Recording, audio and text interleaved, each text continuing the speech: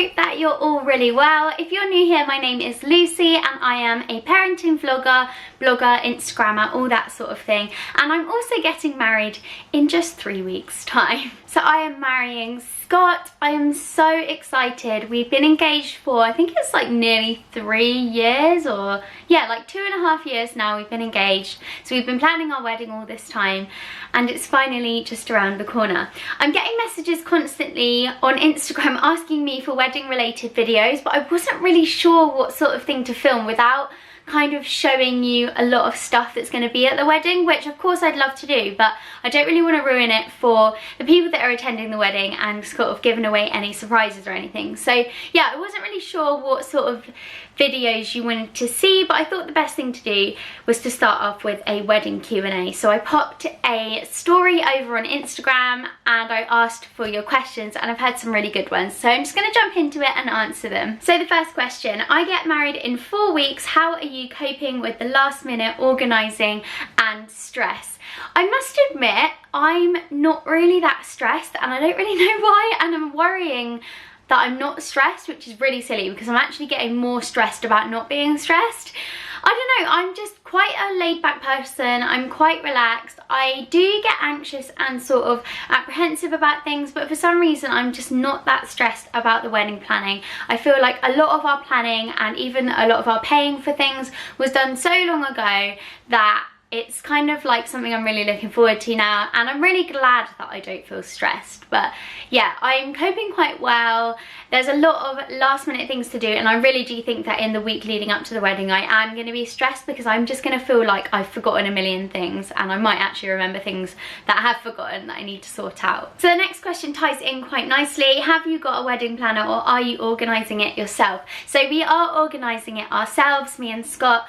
But I do have a little bit of a secret. My sister is all about weddings. She has her own wedding company. It's actually an events dressing company. So she is used to everything to do with weddings, and she's been a huge help, as well as obviously getting me discount on things and doing a lot of the venue dressing herself. So where our wedding is going to be, it's a barn and it's very much a do-it-yourself place, so you have to bring in your own catering, your own drinks, all of your own decor and everything. But yeah, I'm hoping that what we've planned is all good. I've quite liked planning it ourselves with the help of my sister. I think if you just don't really have a clue what you want, or you don't really know how weddings work and how the logistics of everything works, then I think having a wedding planner would be like a great idea. What flowers are going to be in your bouquet, if you want to share that question? Now, I'm absolutely so crap with flower names and I don't have a clue, but I've requested wild flowers, so a multitude of colours and a lot of gypsopelia and daisies. And yeah, so sorry, I can't really give you the names of the flowers, but I'll be able to show you after my bouquet is finished. Where are you going on your honeymoon? So we aren't going on, I don't know, what I would call like a proper honeymoon, so like 2 weeks in the Maldives or something. We're not going to do that just yet, but we would like to do that at some point. But we are going on a little mini moon to New York in November, which I'm so excited about. We're actually going with my sister and my brother-in-law. We've completely gate crashed a trip that they'd planned, hoping that she doesn't mind too much. But yeah, we're going to treat that as like a little bit of a mini honeymoon, and then probably have a family holiday next year, and then maybe the year after that we might actually go to the Maldives, just me and Scott or something. The main reason is we didn't want to go straight after the wedding because Harry starts school. I just feel like I couldn't leave him, and then I also wouldn't be able to take him because of school. So the next question: which part of wedding planning have you found the most stressful? So as I said, I haven't been particularly hugely stressed. I think the table plan is going to be quite stressful. We've sort of done a little bit of a draft, but it's not quite right. And yeah, I do think that's going to be quite stressful because obviously there's people that you don't really want to sit together, that you don't want to like keep all friends to one table, you want people to mix a little bit, and yeah, it can be quite hard. So I think that I'm going to find the table plan quite stressful. I actually also found that trying to find wedding shoes was really hard. Like, I just think wedding shoes are ugly unless you're going to pay an absolute fortune for them, which I really didn't want to do. I was very lucky and my bridesmaids actually treated me to a pair pair of Rachel Simpson's shoes, which I'm so incredibly grateful for because they are very pricey and I just wasn't going to spend that sort of money on myself. So it was such a nice gift and such a nice gesture of them. But I actually found finding any sort of reasonable priced shoes that looked comfortable and looked weddingy like impossible and really stressful. Where are you getting married? So we are getting married in a place called Upton Court, and they have a little barn there, and it's so cute. So it has like a really big manor house, like a state home kind of place,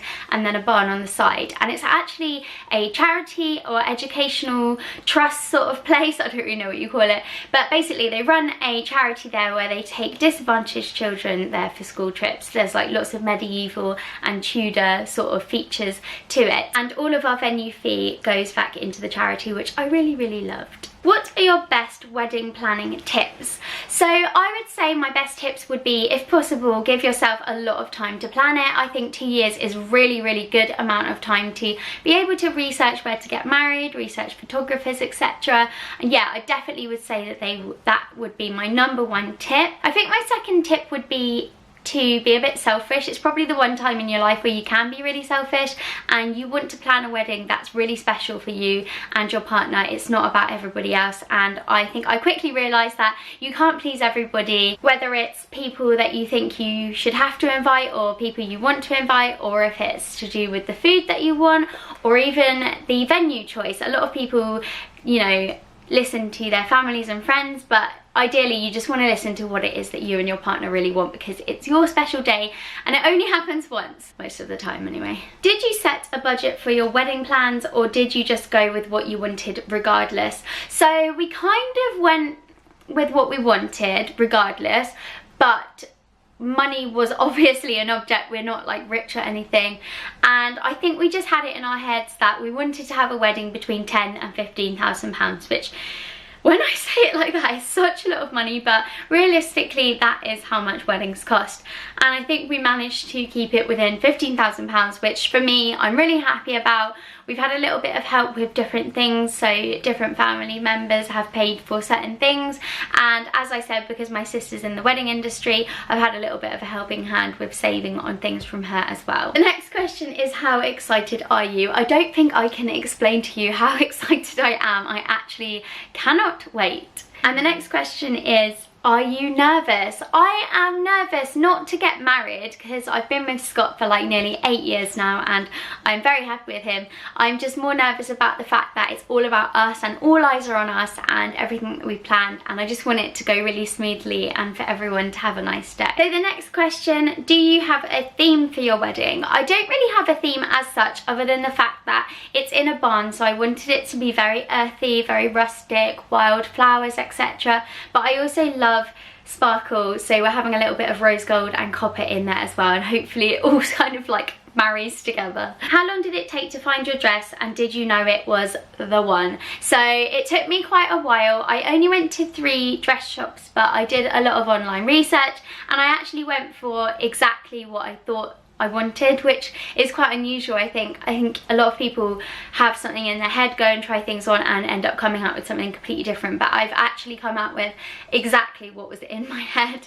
I found a dress that was sort of the one, but it was £6,000, and there was absolutely no way that we were going to pay £6,000 for a dress. It's just insane. And I also tried it on in the most awful bridal shop in London. They were so rude. I must remember what they're called. I might pop it below if I do, but they were so rude, not helpful. And yeah, once they sort of, I don't know, I think they might have just like looked at us and thought, yeah, she can't afford a £6,000 dress or something. I don't know. They were just knobs.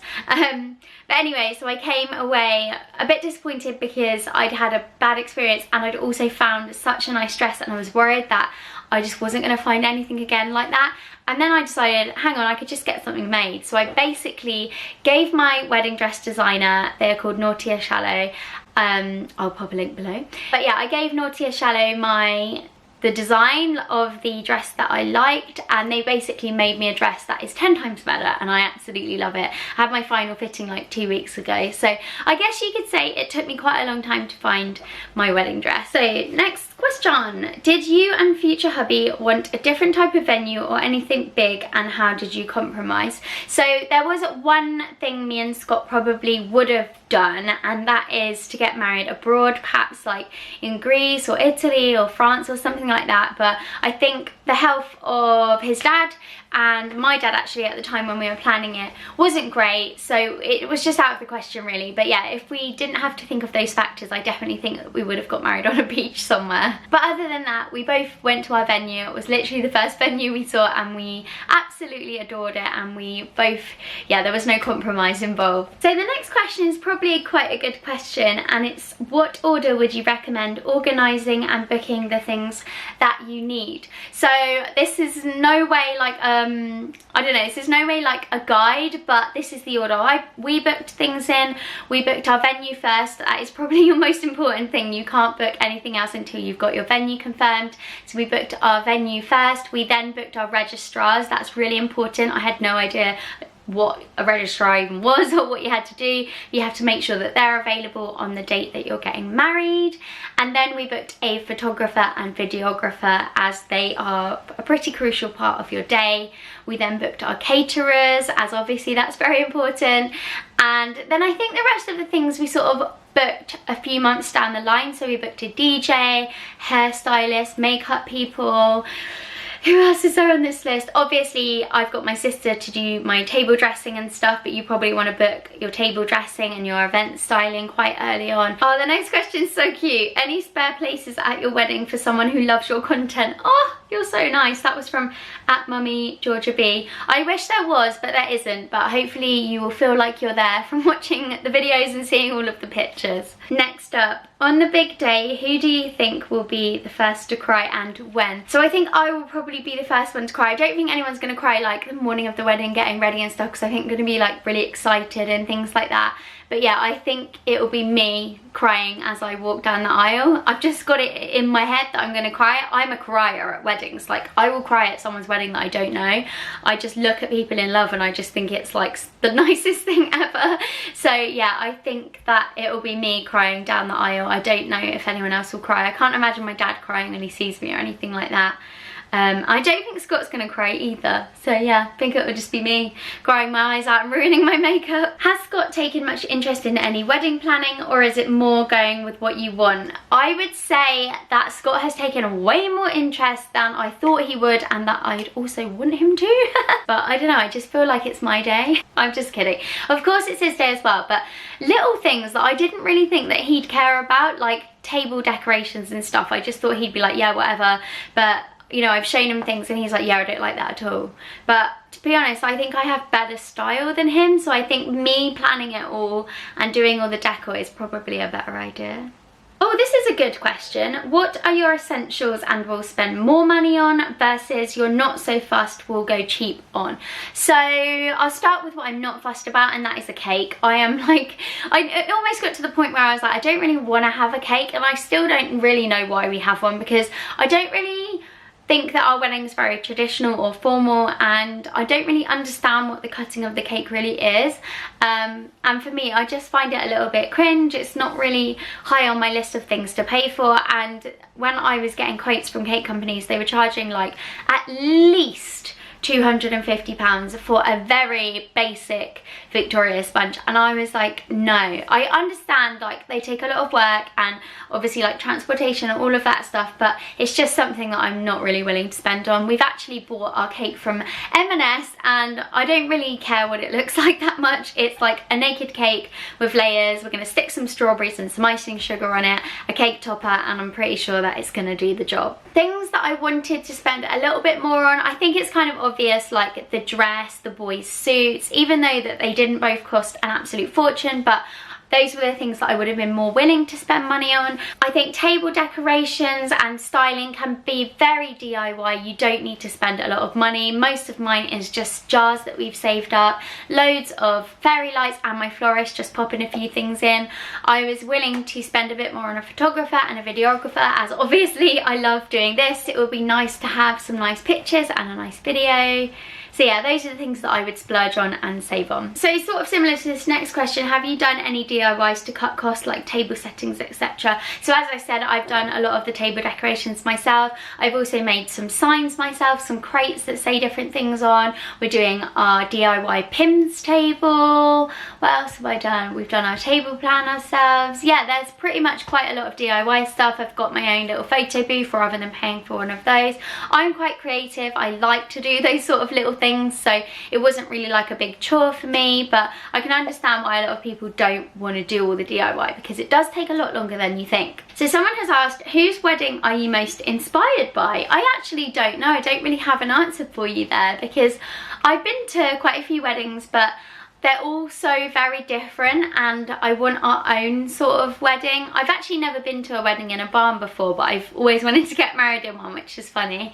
So yeah, I'm not actually taking inspiration from anybody's wedding. I guess if I was taking inspiration from anyone, it would be a random person on Pinterest because that's where I get all my inspiration from. Would you rather have a dress made of leaves or a micro pig for a bridesmaid? Thank you, Elizabeth, for that question. I think I would choose a micro pig. I think that would be pretty cute. If you had to hide a surprise animal under each table, what animal would it be and why?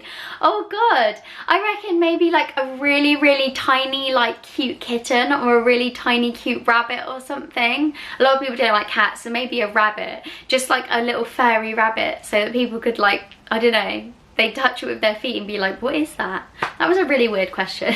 So anyway, that brings me to the end of my video. I've got a lot more questions, so I might split this into like 2 videos and do another wedding Q&A, or I might do one of these after we've got married so that I might answer some of the questions differently to what I would pre-wedding. Thank you so much for watching, guys, and if there is any other video suggestions that you have for me, then do let me know in the comments below. Don't forget to subscribe if you're new here. I would love to have you here, and I'll see you next time.